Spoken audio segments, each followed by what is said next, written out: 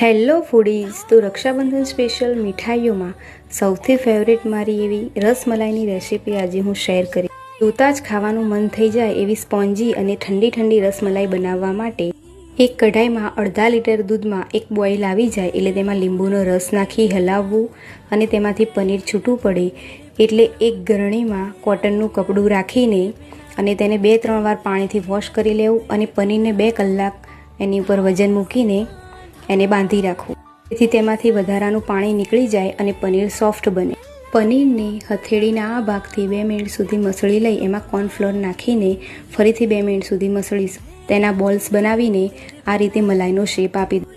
એક કઢાઈમાં 1 વાટકી ખાંડ અને 4 વાટકી પાણી નાખી બોઇલ આવી જાય એટલે ઇલાયચી નાખી રસમલાઈની બધી મલાઈ એમાં એડ કરી અને 30 મિનિટ સુધી હાઈ ફ્લેમ પર ઉકળવા દેવું, જેનાથી મલાઈની સાઇઝ 2-3 ગણી વધી જશે. એક બાઉલમાં કાઢી ઠંડા પાણીમાં